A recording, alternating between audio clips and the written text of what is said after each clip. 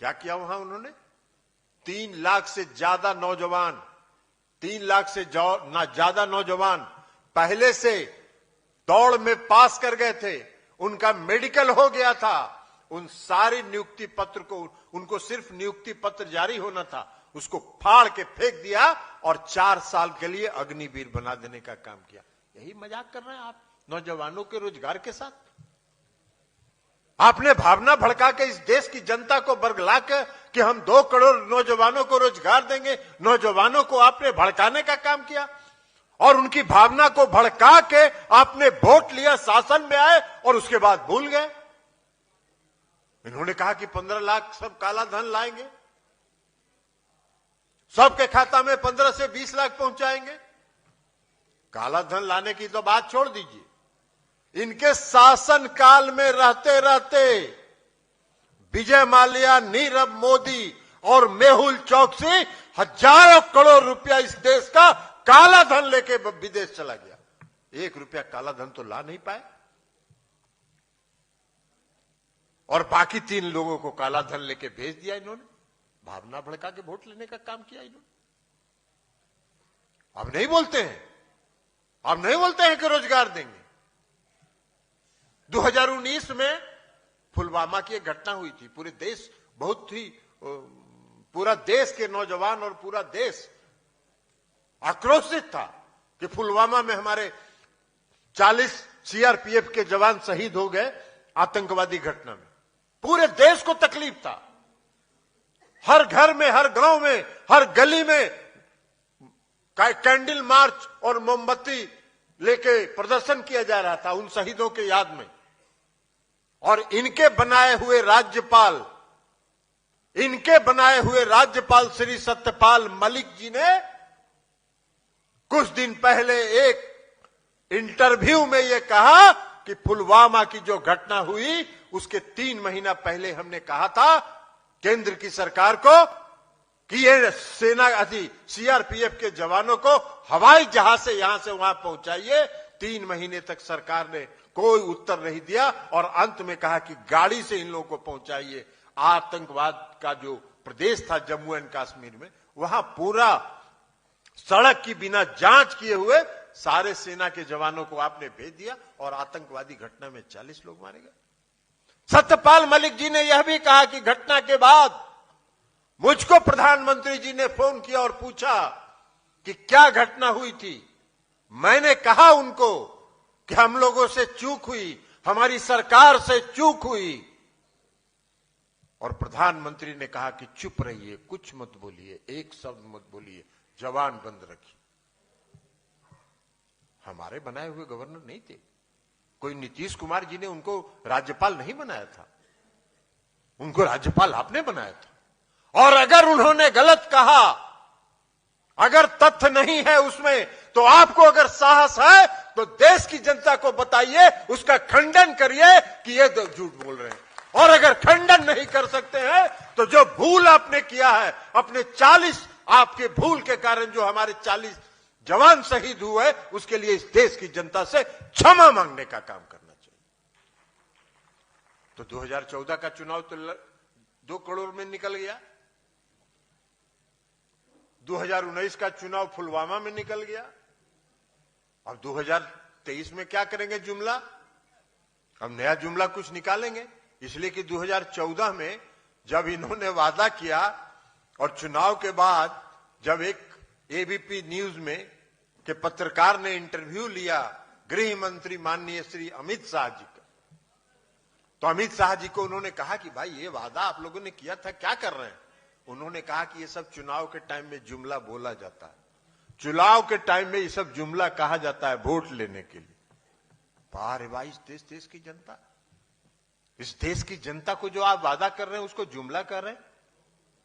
और आप जनता के प्रति अपनी जवाबदेही और लोकतंत्र के रक्षक बने हुए। आप 2023 में क्या बोल रहे हैं? 2014 तो निकल गया जुमला में, पहला जुमला में 2 करोड़ और काला धन लाएंगे और हर खाता में पहुंचाएंगे। 2019 में पुलवामा निकल गया। 2023 में अभी पार्लियामेंट में, संसद में जब अविश्वास प्रस्ताव पर बहस हो रहा था, तो बड़ा गला फाड़ के उन्होंने कहा कि अबरी अगर हम फिर आ गए तो देश का तीसरा आर्थिक संपन्न देश, ये विश्व का तीसरा देश बनेगा। अरे भैया कहां से बनेगा? एक डॉलर का कीमत 82 रुपये 83 रुपये होते जा रहा है। आपका देश आर्थिक रूप से कैसे संपन्न करोगे, इसका रोड मैप इस देश की जनता को क्यों नहीं बता रहे हो? जुमलेबाजी करते। अभी लाल किले पर भाषण दे रहे थे 15 अगस्त को, कहा कि भ्रष्टाचार, परिवारवाद और तुष्टीकरण, इस तीन से लड़ना है। भ्रष्टाचार पर तो हमने भाषण सुना था आपका। आप जब अमेरिका गए थे अभी 1-1.5 महीना पहले, और जब अमेरिका से लौट के आए तो भोपाल में आपने भाषण दिया और आपने कहा कि महाराष्ट्र में एनसीपी के जितने नेता हैं 70,000 करोड़ का घोटाला, ऐसे ऐसे करके हाथ करके भाषण दे रहे थे। 70,000 करोड़ का जमीन घोटाला, तो सिंचाई घोटाला, क्या घोटाला, कई तरह के घोटाले हैं। और 36 घंटा के अंदर सभी घोटालेबाजों को अपने वॉशिंग मशीन में डाल के निकाल में और महाराष्ट्र सरकार में मंत्री बना देने का आपने काम किया। और आप भ्रष्टाचार की बात करते हैं, आप भ्रष्टाचार से लड़ने की बात करते हैं। आप तो भ्रष्टाचार में आकंठ डूबे हुए हैं। कर्नाटक में चुनाव हो रहा था, कर्नाटक के चुनाव में हर गली में, हर घर में, हर चौक पर, हर चौराहे पर एक ही चर्चा थी, 40% वाली सरकार को बर्दाश्त नहीं करेंगे। लाख प्रचार करके आप थक गए। बजरंगबली जी का भी आपने नाम लिया, जय बजरंगबली बोलो और कमल छाप पर वोट बटन दबाओ।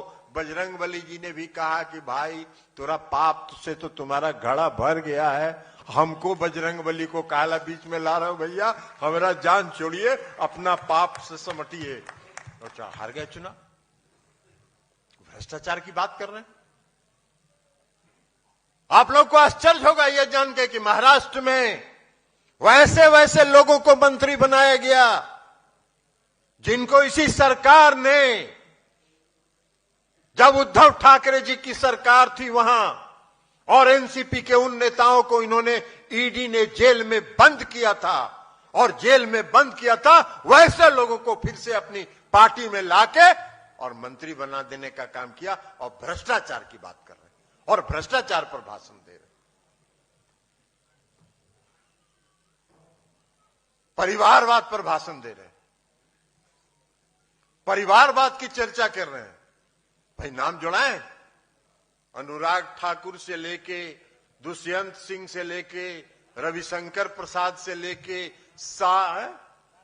राजनाथ सिंह आपके रक्षा मंत्री के पुत्र विधायक, कौन नहीं है वहां, सिद्धारमैया, सारा तो आपका परिवारवाद भरा हुआ आपके पार्टी में, और आप परिवारवाद पर बात कर रहे हैं। अरे परिवारवाद पर हमारे पार्टी के नेता आदरणीय नीतीश कुमार जी अगर बोले तो हम सबों का सीना गर्व से ऊंचा हो जाता है कि कोई नहीं जानता है कि उनके परिवार में कौन कौन सदस्य है। आपको परिवारवाद पर बोलने का कौन सा हक है? आपके बगल में जो बैठते हैं अमित शाह जी, उनका पुत्र आज कहां से कहां पहुंच गया, अजय शाह, उसके बारे में क्यों नहीं बोलते हैं? परिवारवाद के बारे में अगर बोलते हो तो कहीं पे निगाह है, कहीं पे निशाना। निगाह है 2024 पर और निशाना बना रहे हैं परिवारवाद। कौन इस देश में, अब इस देश की जनता सब आपका समझ गई। अब कर रहे हैं तुष्टीकरण। तुष्टीकरण तो कोई नहीं कर रहा, तुष्टीकरण तो सिर्फ आप ही कर रहे हैं। सुबह से शाम तक एक ही काम करते हैं, धार्मिक उन्माद समाज में कैसे फैले। क्योंकि अगर धार्मिक उन्माद हिंदू, मुस्लिम, सिख, ईसाई ये सब नहीं करिएगा तो वोट कौन देगा आपको? अब तो जनता आपका समझ गई है कि आपने पूरे देश की जनता को छलने का काम किया है, आपने देश की जनता को छला है। तो इसलिए अब देश की जनता तो जान गई है। अब आप पर कौन भरोसा करेगा, अब आप पर कौन विश्वास करेगा? तो धार्मिक उन्माद फैलाते। भाई इस देश में हर व्यक्ति को अधिकार है, हर व्यक्ति को अधिकार है अपने धर्म के प्रति आस्था रखने का। हिंदू भी रखते हैं, मुसलमान भी रखते हैं, सिख भी रखते हैं, ईसाई भी रखते हैं। हर धर्म के लोग अपने अपने धर्म के प्रति आस्था रखते हैं, लेकिन वो आस्था रखते हैं मन से, आस्था मन से रखते हैं, सड़क पर उसका प्रचार नहीं करते हैं। और आप अगर एक मंदिर में पूजा करने के लिए चले गए किसी मंदिर में, तो 3 दिन तक पूरे देश के टेलीविजन पर चलता रहेगा कि मोदी जी इसका, आप लोग देखिएगा, ध्यान दीजिएगा कि इस मंदिर में गए, कैसे उन्होंने चरण स्पर्श किया, कैसे उन्होंने सर झुकाया, कैसे उन्होंने जल चढ़ाया। यही काम 3 दिन तक चलता रहेगा पूरा देश। तो तुष्टीकरण तो आप कर रहे हैं। हम लोग तो इस देश में, इस देश का जो संविधान है कि सर्वधर्म का सम्मान होगा, उस देश के सम्मान की रक्षा कर रहे हैं। हम लोग तो इस सम्मान की रक्षा कर रहे हैं, संविधान की रक्षा कर रहे हैं। और आप संविधान मोदी जी के नाम से लिखना चाहते हैं, इतिहास को बदलना चाहते हैं, हर काम अपने खाते में करना चाहते हैं। अब इंडिया गठबंधन बना, इंडिया गठबंधन नहीं है, उसका नाम है INDIA, Indian national developmental inclusive alliance. तो अविश्वास प्रस्ताव पर बहस हो रहा था, कौशलेंद्र जी तो थे ही, बहस हो रहा था अविश्वास प्रस्ताव पर। तो अविश्वास प्रस्ताव पर बहस हो रहा था, तो आपको अपना उपलब्धि न बताना चाहिए था कि भाई 9 साल में हमने यही काम किया। नहीं, 1.5 घंटा तक हम लोग भाषण उनका सुनते रहे, और 1.5 घंटा तक उन्होंने सिर्फ INDIA गठबंधन पर ही बोलते रहे। बहुत घबराहट में है, बहुत परेशान है। और ये उपलब्धि आपकी पार्टी के सम्मानीय नेता आदरणीय नीतीश कुमार जी का है, जिन्होंने पूरे देश को एक करने का काम किया। लेकिन है, बहुत घबराहट में थे, बहुत घबराहट में थे। और इसलिए आल बल अनाप शनाप जो समझ में आ रहा है बोल रहे हैं। अरे आप जितना बोलते हैं, पूरे संसद में, संसद के बाहर पत्रकार लोग कह रहे थे कि आज तक इस देश का प्रधानमंत्री ऐसा भाषण नहीं दिया था जैसा इन्होंने दिया। भाषण उनके स्टैंडर्ड का था ही नहीं। प्रधानमंत्री का एक स्टैंडर्ड होता है, उस स्टैंडर्ड का भाषण उनका था ही नहीं। लेकिन है, अब घबराए हुए हैं तो क्या करिएगा। तो इसलिए आपकी और जनता दल यूनाइटेड के कार्यकर्ताओं की भूमिका बढ़ गई है, इस परिप्रेक्ष्य में बढ़ गई है कि देश को अगर बचाना है और लोकतंत्र को अगर बचाना है, अगर जिस देश में लोकतंत्र को फिर से स्थापित करना है, तो आपको सतर्क रहना पड़ेगा, सजग रहना पड़ेगा। और आपको हर घर तक, हर गांव तक, हर घर तक पहुंचना पड़ेगा और दस्तक देना पड़ेगा कि देश में खतरा है, देश खतरे की स्थिति में। तो इसलिए साथियों, मीडिया की बात आप करिए। देखिए, मीडिया के बारे में हम बता देते हैं। ये जितना आपका देश भर का चैनल है, हम यहां जो पत्रकार साथी हैं उनके बारे में हम नहीं कर रहे हैं। इनका तो मन रहता ही है, बाहर में हम लोगों से भी लोकसभा में कहते हैं लोग कि क्या करेंगे सर, ऊपर का यही दबाव रहता है, ऊपर का यही दबाव रहता है कि यही चलाना है। तो मीडिया तो है अलग, लेकिन मीडिया का, पूरे मीडिया का डायरेक्टर और प्रोड्यूसर वहां बैठा हुआ है। नंबर 2, वो जैसे जैसे धागा घिसता है वैसे वैसे मीडिया घूमता है, वैसे वैसे मीडिया घूमता है। तो इसलिए मीडिया को देखिए, आप लोग भी देखिए, मनोरंजन के लिए देखिए।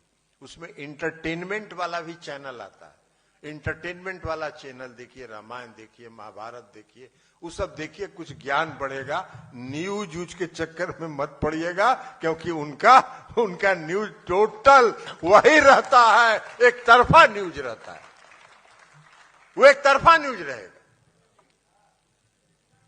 इसलिए कि उनका प्रोड्यूसर डायरेक्टर कोई और है।